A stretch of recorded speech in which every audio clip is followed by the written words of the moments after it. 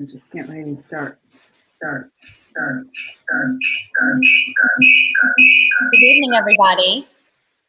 I'm Betsy Fischer Martin, the Executive Director of the Women in Politics Institute at American University, and welcome to our virtual series, Women on Wednesdays. I think we're getting a little bit of feedback, maybe on your Karen audio.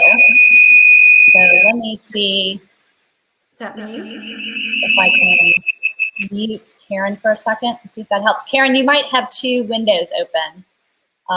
Just check your computer and let me circle back to you in a second.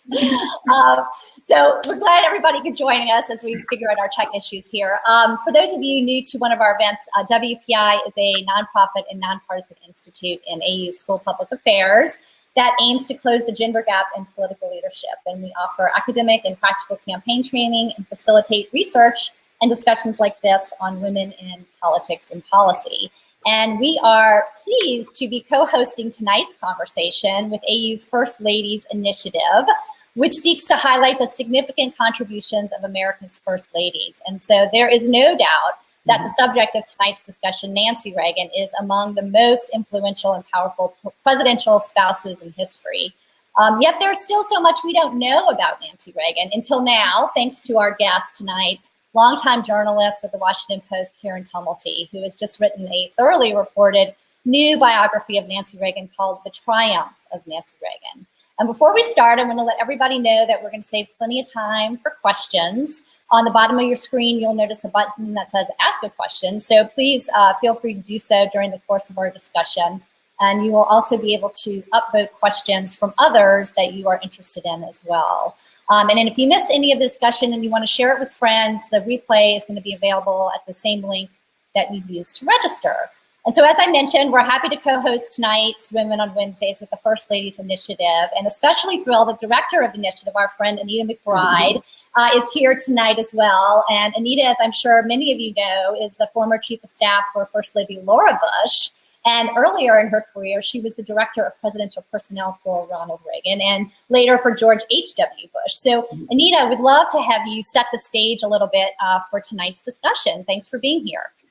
Thank you so much, Betsy. I'm delighted to be here, and good evening again to you, Karen, and to everyone that is watching tonight. This is a topic that, of course, is very near and dear to my heart, as Betsy said, having served directly as a chief of staff for First Lady, but having worked in 3 presidential administrations and really seeing up close, a front row seat to really the power of this platform of a First Lady.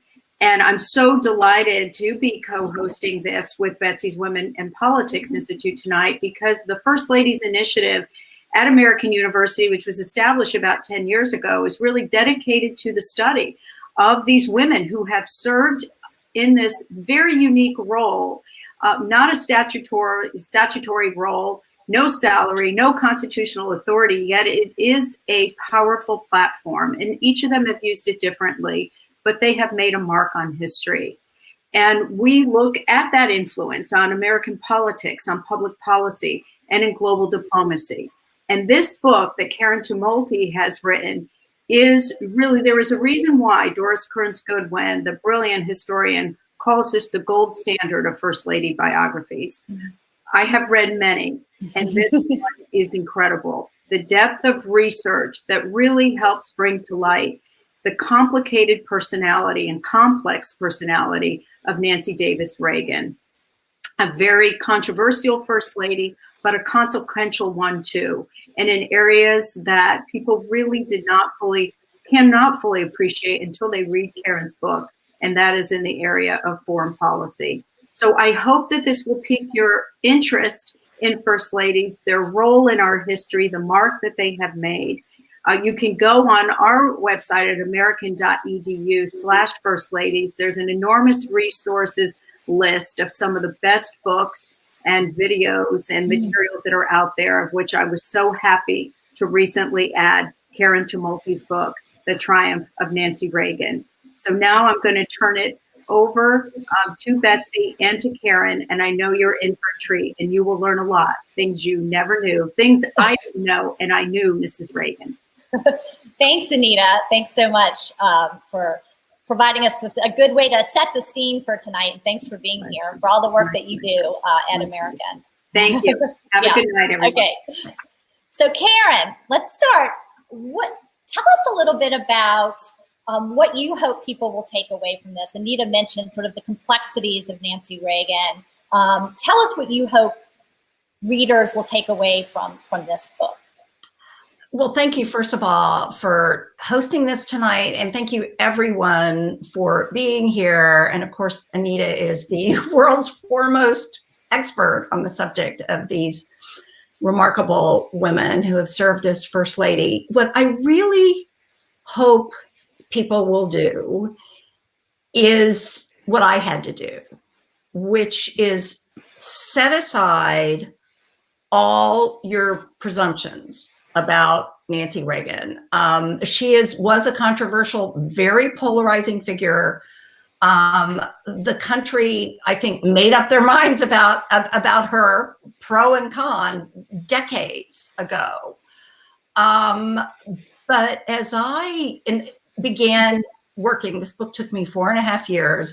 Wow. As I began working on it, I realized, yes, she was a very flawed individual. She had her demons, but her impact on the rise of one of the most consequential figures of the 20th century, her impact on the success of his presidency, and I'm not talking about pillow talk or being his closest advisor. She was quite literally the only human being in the world to whom Ronald Reagan was truly close. But she had her impact on some of the biggest policy achievements of his presidency, starting with the end of the Cold War. And I opened the book, in fact, on a story that George Shultz, who served as Secretary of State for most of the Reagan presidency, told me. I don't know, Betsy, should I go? Yeah. Let's. So George Shultz, 97 years old when I interviewed him, tells me a story about how shortly after 7 months after he becomes Secretary of State, he doesn't really know the Reagans all that well. In fact, he was passed over the first time for Alexander Haig because Nixon said, pick Al Haig as your Secretary of State. So Haig gets fired, Shultz comes in, but he doesn't really know Reagan all that well. Washington gets sucked in by one of the biggest blizzards of the century in February of 1983. Shultz is coming back from a trip that included a stop in China. As the city begins to dig out, Nancy Reagan calls him up on a Saturday afternoon and says, why don't you and your wife come over for dinner tonight? It'll just be the four of us. So Shultz gets over there for dinner, and it begins as what he thinks is a social evening. And then all of a sudden, both Reagans start pounding him with questions about the Chinese. What are they like as people? Do they have a bottom line? From there, Reagan starts talking about the Soviet Union and his own ideas for engaging them. This is all a revelation to George Shultz. What he knows about Ronald Reagan is that this guy has decades of hardline anti-communist rhetoric. All of his advisors, with the exception of a few figures like Shultz, are real hardliners who believe there could never be any such thing as a working relationship with Moscow. Ronald Reagan is presiding over the biggest peacetime military buildup in history. And yet Shultz says it suddenly, he realizes this man has never had a conversation with a big time communist leader, and he is dying to have one. And at that same moment, Shultz realizes that was the whole reason Nancy invited him over that night. She wanted Shultz away from the National Security Council, away from people like Caspar Weinberger, the defense secretary, so that he could hear directly from Reagan himself that along with this hatred of communism. There was an idealism that he really believed that there could be a world without nuclear weapons, that he had the negotiating skills to make it happen. And he realizes, like I said, that was the whole point of this supposedly social dinner. He also realizes at this moment that he has found an absolutely invaluable ally in this first lady who knows and understands her husband like nobody else on the planet does. As he told me, I always figured anybody with any brains would make friends of the first lady. That puts Shultz and a few other figures like James Baker in a minority. Nancy Reagan didn't set foot in the West Wing very often, but if she was upset about something, everybody knew it. And people who were not in her favor tended not to last for very long. She is one of the main reasons that Ronald Reagan went through a half dozen national security advisors. Yeah, I mean, you write in the book that her forays into the West Wing were really greeted with terror. And she's this tiny little woman, and yet she instilled this sort of sense of terror around her because she was so involved in kind of the personnel and the people. And as James Baker told me, again, James Baker, another outsider, he barely knows the Reagans when he is named first White House chief of staff. He gets the job, he tells me, because Nancy Reagan wanted him there, as opposed to everybody thought the job was going to go to Edwin Meese, a far more ideological advisor to Reagan who had been his chief of staff in California. But, you know, Nancy Reagan she really clicks with James Baker. She wants a pragmatist in the job. And Baker said, you know, if you could convince her that something was in the president's best interest, you stood a pretty good chance of getting him aboard. Now, his successor, Don Regan, doesn't feel that way. He thinks Nancy is just a big pain in the neck. He clashes with her. She ultimately gets him fired. And she worked for a while diligently to make that happen. You go through sort of, you know, the back and forth of that and, you know, leaking to the press about certain things. I mean, she really worked that. Yeah, and it's the height of the Iran-Contra scandal. Yeah. The other thing she has is she has Ronald Reagan couldn't stand confrontation. She has a far superior nose for trouble than her genitally optimistic husband. And when Iran-Contra, the biggest scandal to hit his presidency, happens, she decides this calls for a complete White House shakeup, starting at the top with the chief of staff. Reagan doesn't want to do it. And they spend many, many weeks. They were a real married couple arguing. And Jim Coon, who was Reagan's personal assistant, his executive assistant, tells me of a scene where they're at Camp David. Jim Coon is working where he normally works, which is this little kind of desk near the pantry in the kitchen. And the Reagans are in the living room just going at it over Don Regan.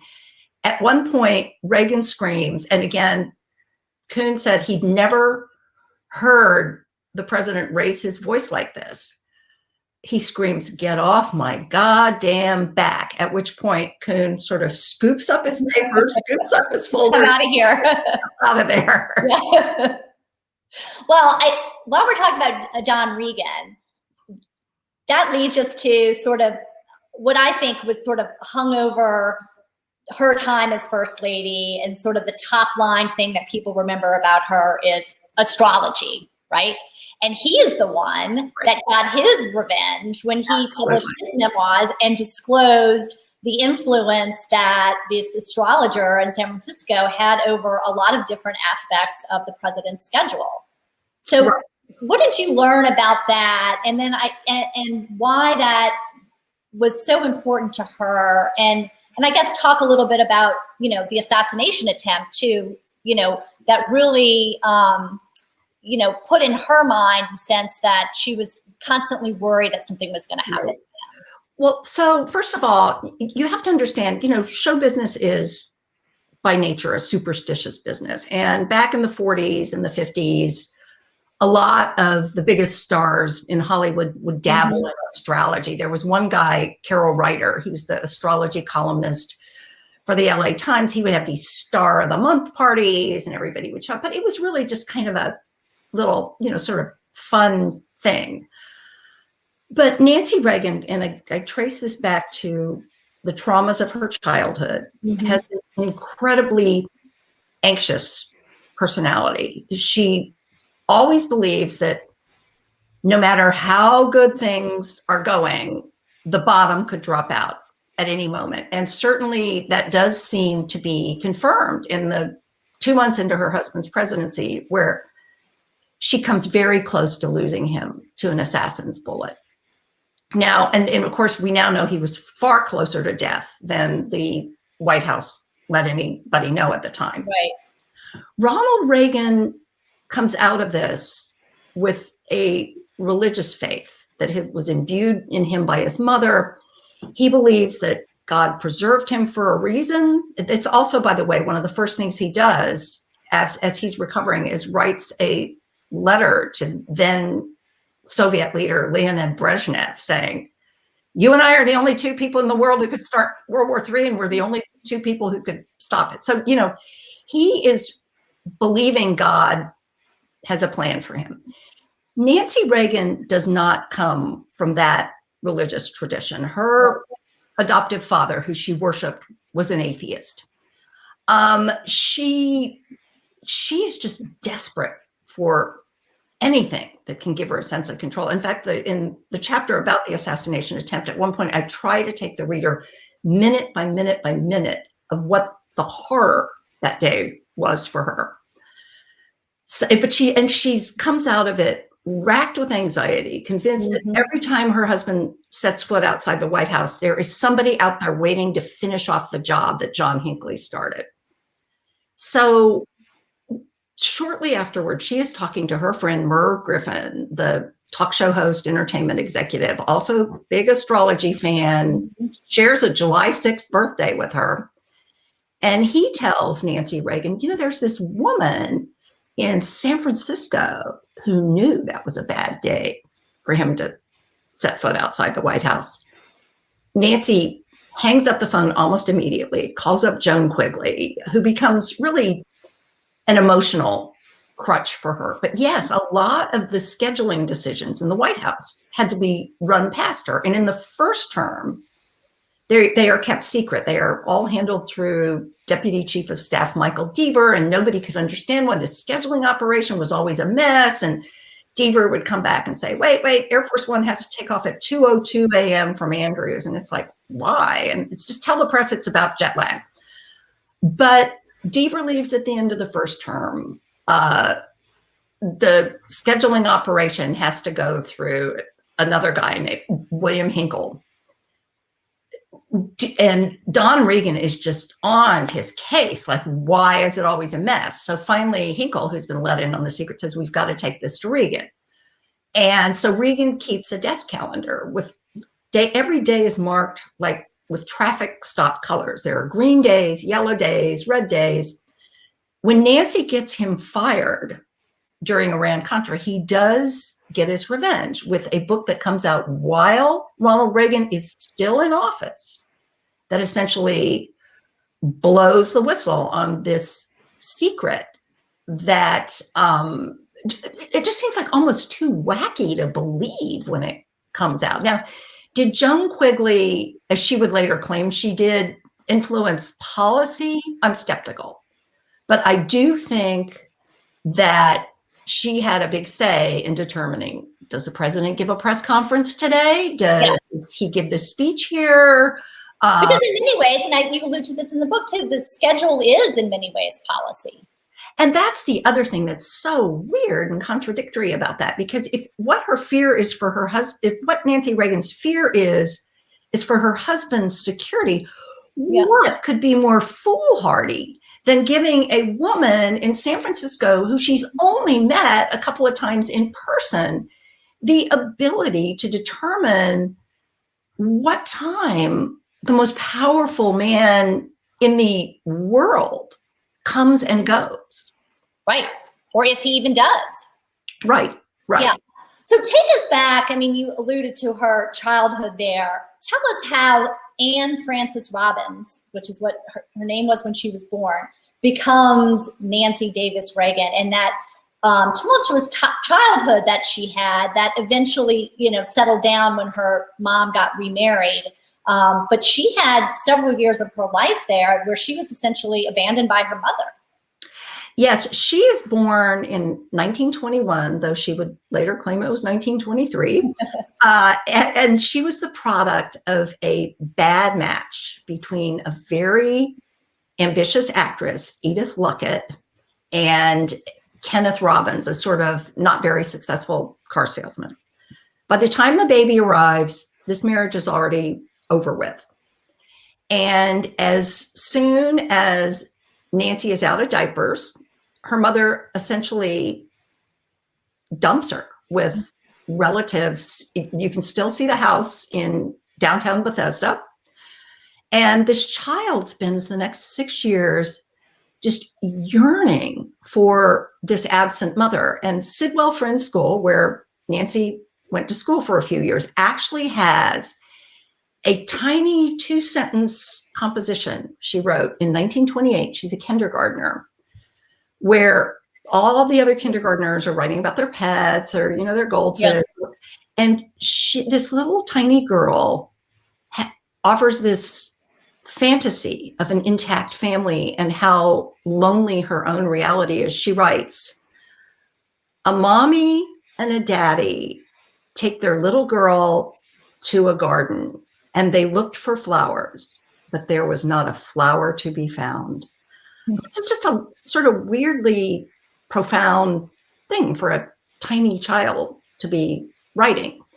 But anyway, after 6 years, Edith Luckett comes back, informs Nancy she has met this man she is going to marry. He's a neurosurgeon, if you can imagine, in the 1920s, what a medical pioneer that made him, and that they are all going to move to Chicago.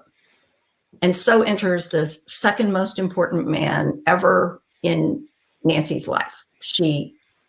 Her mother's husband is not a warm and fuzzy guy. People didn't like him. Nancy worshiped him. Mm-hmm. He doesn't adopt her. She has to engineer her own adoption when she's a teenager. But the other thing that happens is that Edith, Loyal Davis is a brilliant man of medicine, but it is Edith who, with her networking skills, engineers their rise through Chicago society. And she keeps all of her show business friends around. I mean, people like Spencer Tracy, Katharine Hepburn, they're all just kind of wandering through Nancy's childhood constantly. Her godmother, by the way, was at the time the most highly paid actress in the world, a woman whose name you may not have ever heard. I didn't. Alla Nazimova, a silent screen actress who was also living a very open life as a lesbian.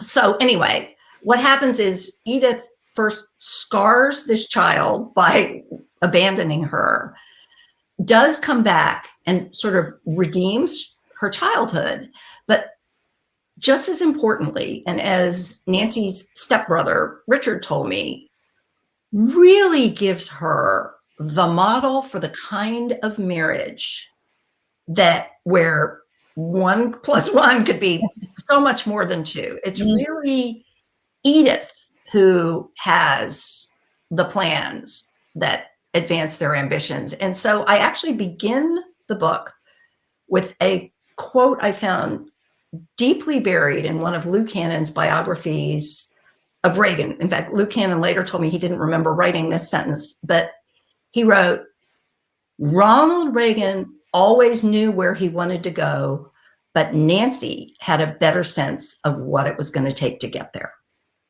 It's fascinating too, because you write about her having that sort of early warning system and how she actually did that. I mean, Reagan himself not a person that was on the phone talking to lots of different people, but Nancy on the phone constantly, watching poll numbers, reading all of the coverage, talking back to her Hollywood friends, talking to people constantly. And she really was sort of the gatherer of information.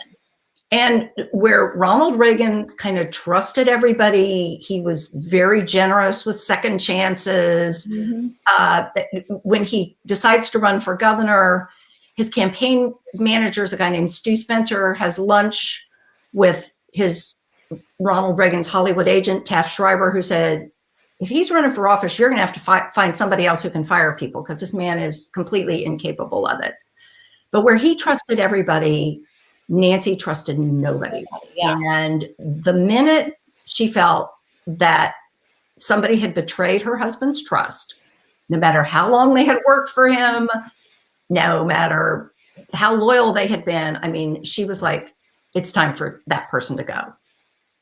And she also had her own rivalries, especially with some other political spouses. You write about her relationship with Betty Ford, of course, the infamous feuds with her and Barbara Bush, and even Raisa Gorbachev.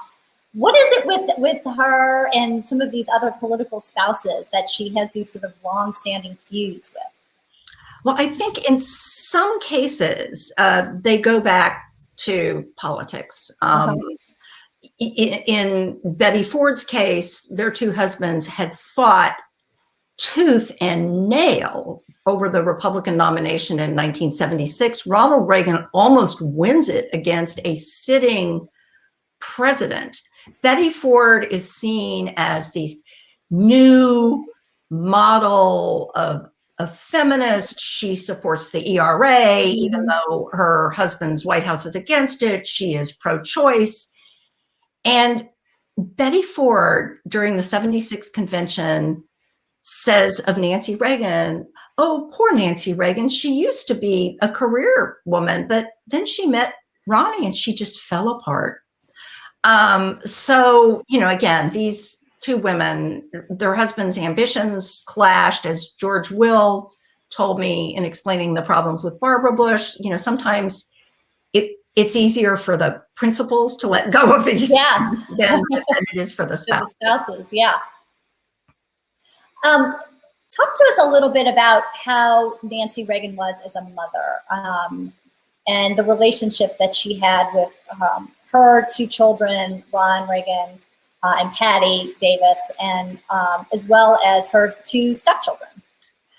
This is the most dysfunctional family imaginable. And I have many chapters in the book where I keep returning to this, that the Reagans are so closely bound together as a couple. And Patty even talks about this at her mother's funeral, that they are a closed circle and there's really no room for anyone else, including their children. And as Nancy Reagan herself would acknowledge, she would write in her memoir, all I ever wanted was to be a good wife and mother, and I guess I succeeded more at one than the other. And her dedication of her memoir says something to the effect of, to Ronnie, who always understood, and to my children, who I hope will understand. And again, this is excruciatingly painful. Patty and Michael Reagan being the adopted son from the first marriage to Jane Wyman, did not speak to me for this book, but they wrote their own books and I used them heavily. Ron Reagan, I found to be incredibly insightful about his mother, and he shared many, many hours of thoughts with me. I benefited from Dennis Ravel, who is the widower of Maureen Reagan, and also Nancy's stepbrother, who was the son of Loyal Davis, her adoptive father's first marriage, also had just a lot of thoughts, and he was very, very forthcoming with me. In fact, he told me not once, but twice, he said, well, if you want this to be a good book, you can't just write the nice things. So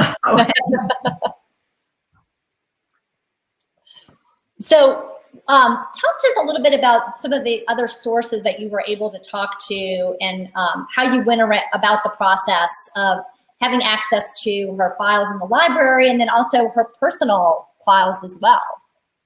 Yeah, I had never done anything in a presidential library, and so I didn't really understand the process. I honestly did not know all that much about the Reagans, but in a presidential library, there is the stuff that they have to show you because the National Archives has gone through it independently, and they say, okay, these are official records of the presidency. Mm-hmm. They are in the public domain.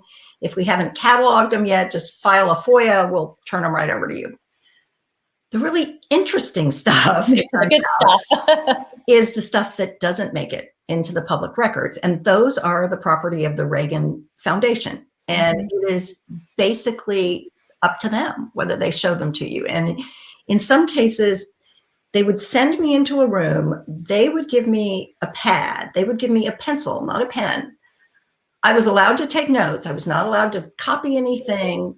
And on the way out, I would have to turn over my own notes to them. And they would then send them to me. But I found such remarkable things, including in some cases, just boxes of stuff that was just randomly, it was clear to me, scooped out of the Reagan's final residence and sort of just jammed into boxes. It was clear somebody had gone through it and put things in files, but I don't think people had read them. So I found, among other things, a 4-page handwritten letter that had never seen the light of day. Ronald Reagan writing on White House stationery a deathbed letter to his atheist father-in-law, who will be dead within 3 weeks, begging him to accept God before he dies. And in these 4 pages of handwritten letter is the most perfect distillation of Reagan's religious faith imaginable. There, in that same box, was a letter his mother had written in 1937 informing her friends back in Dixon, Illinois, that Ronald has gotten a contract from Warner Pictures. There is a letter in pencil that his mother wrote in 1911, the year he was born. There is an entire box of reactions to the Kitty Kelly biography of Nancy that comes out in the early 90s. And at one point, I pick up this lavender colored envelope that says it's from Paris. And I pull out a letter from Marlene Dietrich, who I wasn't even aware was still alive in the early 1990s, where she is telling Nancy Reagan to sue the heck out of Simon & Schuster, Kitty Kelly's publisher, also my publisher.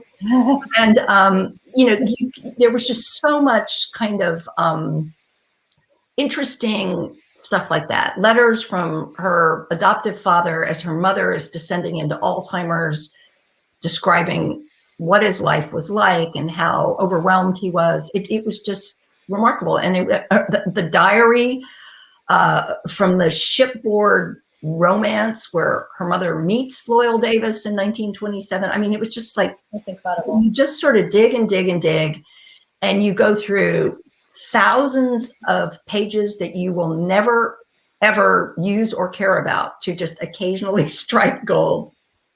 That's amazing. We have a question about the Just Say No initiative, which I wanted to get to anyway. So, talk to us about that legacy that she left and what kind of contribution that made to Reagan's presidency and to the issue at large. Well, so Nancy Reagan has a completely disastrous first year. Yeah. I mean, obviously everything's overwhelmed by the assassination attempt, but she also, in the middle of a recession, redecorates the White House on private contributions, buys expensive new china, is discovered to be borrowing designer clothes and not turning them back. And so by the end of the first year, she begins to realize that her image is becoming a big problem for her husband, and that if he is going to succeed, she's going to have to succeed. And part of that is finding a cause. So she had, in fact, always been interested in drug use among the young. Now, mind you, these were people raising teenagers in the 1960s when the drug culture, was a problem for a lot of families around the country. And Nancy Reagan really believes that, part of this is just getting the message into kids' heads at a very, very young age. Just say no, and this is today viewed skeptically, cynically, but she did hundreds and hundreds and hundreds of Just Say No events around the country. She was on television. She really was pounding this message. It is, skeptics would now say, oh, this was just sort of family-friendly cover for the fact that the Reagan administration is treating drug use as a criminal issue. They are incarcerating, disproportionate numbers of men of color. They are cutting social programs that deal with drug treatment and prevention. But I can tell you, because I looked at the research, there was in fact a huge shift in the 1980s. There's something called the Monitoring the Future project that tracks this. The way kids felt about drugs in the 70s, well, it's not a big deal if my friends are smoking marijuana. It really changes in the 80s. It changes back in the 90s when Nancy Reagan is off the scene. And one of the big fans of Just Say No was Joe Califano. I mean, we're not talking about a Republican here. He was LBJ's top domestic policy advisor. He was Jimmy Carter's health secretary. And he now runs a center at Columbia University on substance abuse. And he said it was exactly the message that people should have been pounding into their kids' ears. He put Nancy on his board. She also does some things that do not go over well with her husband's administration. She gives a speech at the UN at a time when the Reagan administration is trying to contend our entire drug problem is from overseas. Nancy Reagan stands up in front of the UN and says, wait a minute, if we're going to be blaming a campesino in Peru or a poppy grower in Afghanistan, we cannot be letting the investment banker who goes out and scores some cocaine on his lunch hour off the hook. And George Shultz, who was with her, she gives this speech, told me that the administration went bananas over this. They tried to talk her into dialing this back. It was completely at odds with their own message, but that afterwards, a lot of UN representatives from other countries come up to Nancy Reagan and thank her for really giving an actual, full, realistic picture of both the supply and the demand issue on drug abuse. And you mentioned, the rough start of the administration, those first 2 years with China and the clothes, and her relationship with the press. And I love the story of how she essentially was able to turn that around a little bit with her spoof of herself at the Gridiron Dinner. Tell us about that. Well, sure. And if I had ever met Nancy Reagan, if I could ask her one question, it would be, how could somebody who was so shrewd and so on target about her husband's image have been so clueless about her own? I mean, she really brings a lot of these problems on herself. But going into this second year, when they are really trying to sort of retool her image, this is when the big controversy blows up, because it is discovered she's been borrowing all these designer clothes and not returning them. And the Gridiron Dinner is this dinner that happens once a year here in Washington. It's a white tie dinner. It's a press organization. It is an evening of skits and songs and it's a throwback to the Grover Cleveland. Quite literally. But of course they know it's going to be impossible for the Gridiron to resist this freshman. Yeah. And sure enough, the White House, Sheila Tate, Nancy's press secretary, finds out that they are going to perform this song where an actress pretends to be Nancy, and to the tune of Secondhand Rose, the old Fanny Brice song, sings Secondhand Clothes. So they decide they can't let this go unanswered. So they come up with their own version of the song. They rehearse it in secret. She doesn't even tell her husband that she's doing about this. Her social secretary comes up with the most god-awful outfit you could imagine, a big feathered hat, a feather boa, rain boots, flowered skirt. Anyway, as the actress is performing the spoof on stage during the Gridiron Dinner, Nancy Reagan disappears from the head table. And it sets off a buzz. Everybody's going, oh my God, she must have been so mad. She left. Yeah. The next thing they know, there's a rack of clothes wheeled across the stage. The clothes split, and this tiny woman in this outlandish outfit steps through the clothes, and people suddenly realize who it is. It's Nancy. And the room explodes. She sings a version of the same song, Secondhand Clothes, and the final, I don't remember the whole thing, but the final line is, I sure hope Edme sews. Standing ovation. She takes a dish that looks like her controversial White House changa, throws it to the ground, another standing ovation. But then people start yelling for an encore. She doesn't have one. So she just does the whole thing over again. This time when she throws down the dish, it shatters into a gazillion pieces. Ronald Reagan gets up to give his own speech, and he says, well, I came here a happy husband, but it looks like I'm leaving a stage door Johnny. It seemed out of character for her to be so self-depreciating. That things must have been so bad she felt she really needed to do that. That she even had a sense of humor at all. Yeah. A revelation too. But you don't see that in many other instances with her, right? You know, it's really funny. A number of people told me, including Edmund Morris, the Reagan biographer, that really of the two of them, Ronald Reagan and Nancy Reagan, you know, Reagan, as affable as he was, as gifted at connecting with the country, was really a pretty remote figure. And that Nancy was actually kind of better company. She was inquisitive. She had a really deep laugh at the ready.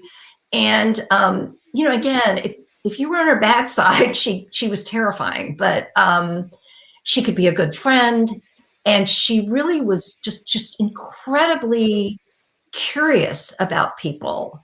And when William Novak, who becomes the co-author of her her memoir, starts to interview, he said, it was impossible for me to get her to talk about herself because she just kept asking me questions. And she was just like that. She was just this gatherer of information.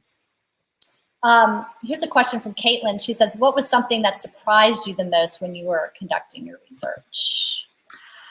You know, it was really how complex she was. And that, like, as many layers as you peel back on this woman, there are just more and more layers to be found. But if I can tell you my single favorite tiny bit of trivia from my book research, and it's just one sentence in the book. So Nancy Davis comes to Hollywood, a not very accomplished actress, in 1949. But for reasons that I explain in the book, Spencer Tracy sets up her screen test so she cannot fail. She gets the contract in 1949. And because MGM, the powerhouse of Hollywood studios, has just offered a contract to Nancy Davis, they take a pass on another actress named Marilyn Monroe.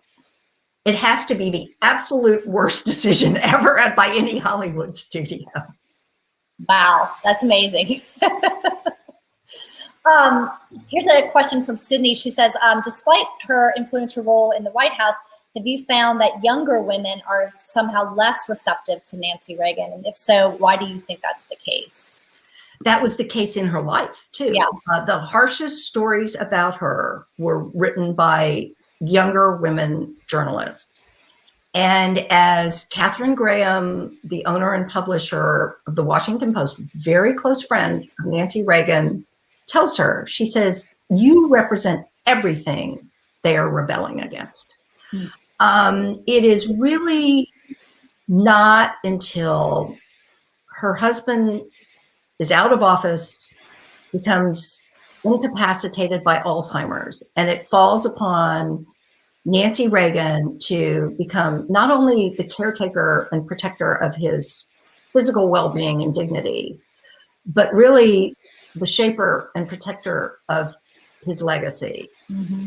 And I think as the country sees just the stoicism and the devotion she had to that, people do begin to realize that look that she had of adoration that was known as the gaze that she had fixed on him for all those years, it was genuine. And that this, I do think that people at the end of her life, and she does some brave things, including coming out in favor of stem cell research at a time when George W. Bush is cutting back on it. It involves the destruction of fetal embryos. And when she stands up and opposes the Bush administration on this, Michael Deaver says, some conservative Republican on Capitol Hill calls him and says, Ronald Reagan would never have supported this, to which Michael Deaver replies, Ronald Reagan hasn't had to take care of Ronald Reagan for the last 10 years. Here's another question. This is from Caitlin. She says, do you think Nancy Reagan would have ever run for office herself? Absolutely not. And she also, if you were to suggest to her that there was anything feminist about her, she would have completely rejected that as well. And that's another sort of paradox of her, because this woman was incredibly aware of and incredibly comfortable with her power and perfectly happy, fearless about wielding it. And yet she styled herself as the absolute most traditional mid-century spouse ever. And one of the people that she becomes very close to, and in fact, is Carol McCain, who is John McCain's first wife, who, when McCain splits for marriage, Nancy takes Carol under her wing. She becomes her traveling companion for the 1980 campaign. But Carol McCain told me she didn't want people to understand her. This was just not something she was interested in. Why do you think that was?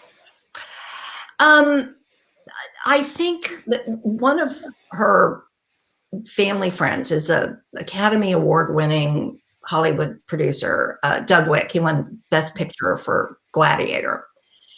And he had known the Reagans since he was a child. He was one of Nancy's last visitors before she died. And he really believes it was a protective mechanism going back to the trauma and insecurity of her childhood. He said that left her with two things. One is this shell, this inability to, this unwillingness to let people get to know her until she was really comfortable with them. And the other is this incredibly acute radar about other people. So she comes back, after those first couple of years, and then, public opinion on her shifts. Talk about sort of the second term, and then of course we get embroiled in Iran-Contra, but for Nancy Reagan in particular, You have a great quote in the book from Ellen Goodman, who said at some point, a friend had said she had stopped crying and she started to cope. And I guess, learning how to cope with things that were going on in the White House and maybe not take so much incoming fire. How did she sort of transition from first term to second term in her own sort of persona? Well, first of all, in 1980, she is very, very much pushing her husband to run. He had come so close to getting the nomination in 76. He's kind of waffling. She is like, this is your moment. 1984, she doesn't want him to run again. She's terrified for his physical well-being. Believe it or not, given that he ultimately won 49 states, she was worried that he couldn't win because he's coming out of this terrible recession where his numbers have been upside down for quite a bit of his first term. But he wants to run. She says, okay, whatever he wants, I'm aboard. And she really does, I think, become much more comfortable with Washington, much shrewder about her own public image. Again, everything blows up in Iran-Contra. And again, I think that chapter is the heart of the book, the degree to which she single-handedly ran the rescue effort, which all of a sudden you see public opinion of her shifts. All of a sudden, all these women writers, people like Ellen Goodman or several female columnists are going, wow, this woman did what needed to be done when all of the men around her husband completely failed him. And what you see is some of the more traditional male writers who kind of like their first ladies in a mold they recognize. Right. Turn on her. William Safire refers to her as an unelected, incipient Edith Wilson secretly running the country. And I'm trying to remember whether it was Safire or Scotty Reston. One of the two of them actually uses the word henpecked to describe Ronald Reagan. Nothing sexist there. Wow. You also write about, the little things that she did. For instance, you talk about the disastrous debate and his re-election debate in St. Louis, and how she basically said to the aides that were prepping him for the next debate, let Ronnie be Ronnie. She was constantly trying to inject herself, but to have her husband be more authentic and, her confidence in his ability to kind of be fine, right? And when put on public pressure and not to be overly prepped. And she knew how to convey that. Well, first of all, can I just say, James Baker to this day is still angry at how Nancy Reagan came down. He was doing debate prep. She comes down on him with both feet. You prepared him all wrong. It was never Reagan's fault. No, it was never. And James Baker would say, we prepared him exactly the way we did in 1980. He was just lazy and didn't do the work, which, by the way, you see that a lot with incumbent presidents. Yes, Obama's was terrible. Carter's was terrible. Yeah. Jerry Ford's, they don't do the work. Right.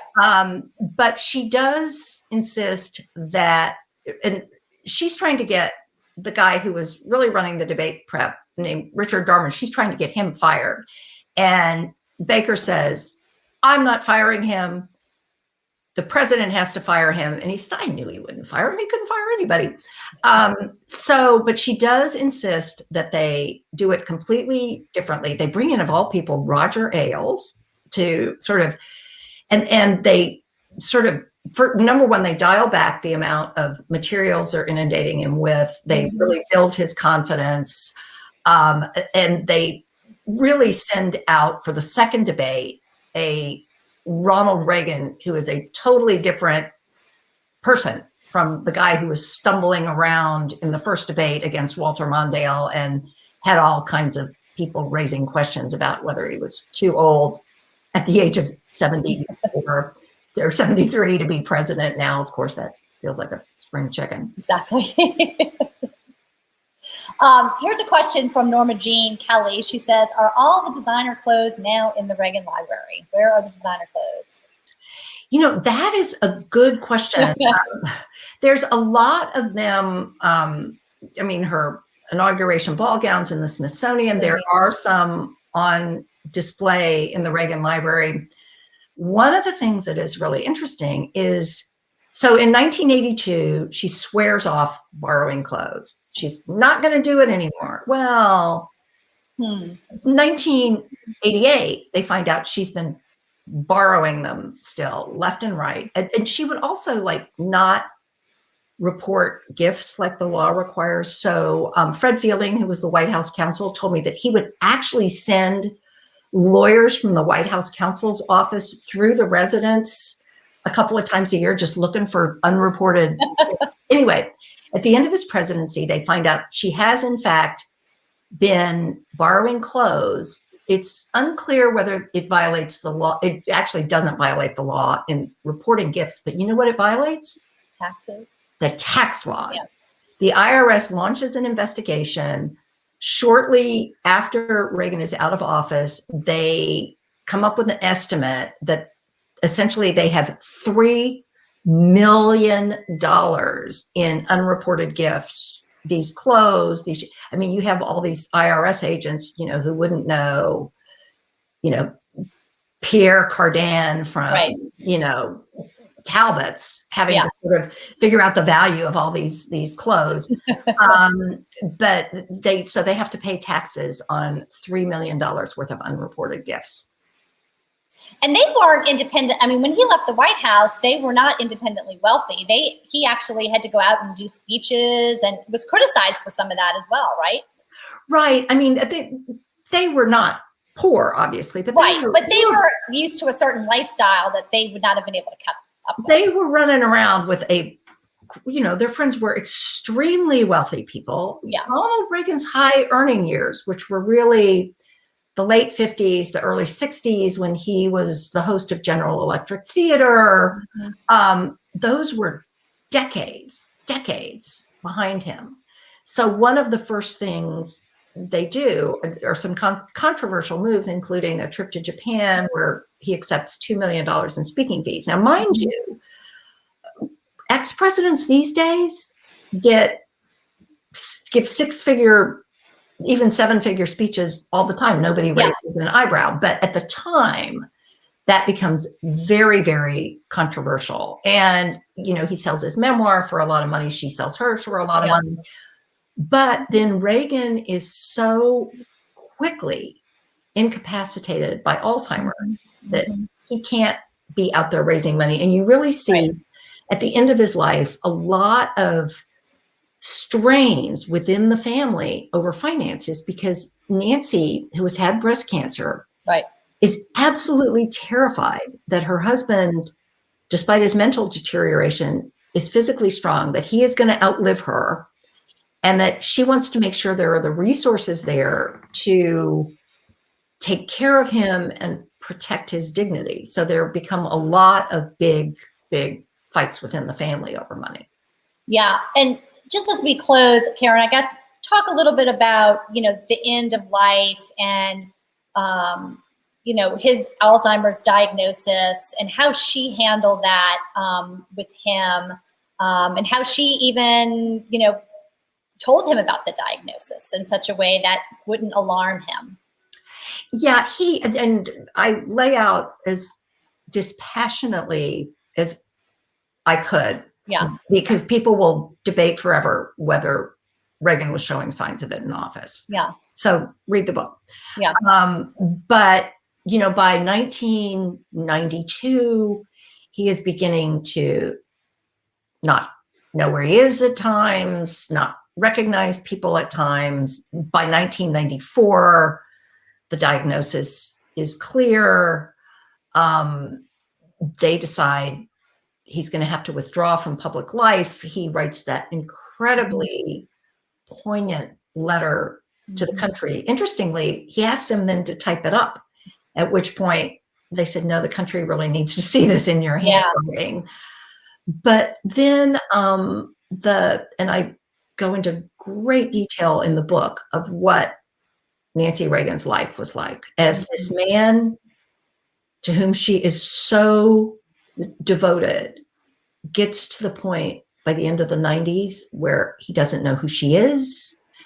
She cannot have a conversation with him. And it is, she just had always thought they would grow old together. They would share memories, and she is just isolated. She's just all by herself in this. Well, Karen, you just did an amazing job with this book, and I would encourage everybody to click the link on your screen here and buy a copy. I actually listened to the audio version of it, which I thought was wonderful as well. But congratulations, Karen. Thank you. Thank you so much. And I know it consumes so much of the last several years here. So it's great that it's finally out and we can all benefit from reading it. And thanks for spending some time with us. Tonight, I want to let everybody know next week we are going to talk to former Congresswoman Jane Harman about women and national security and her new book on that topic. So we hope you all will join us next Wednesday at the same time as well. So hope everybody has a good week. Thank you.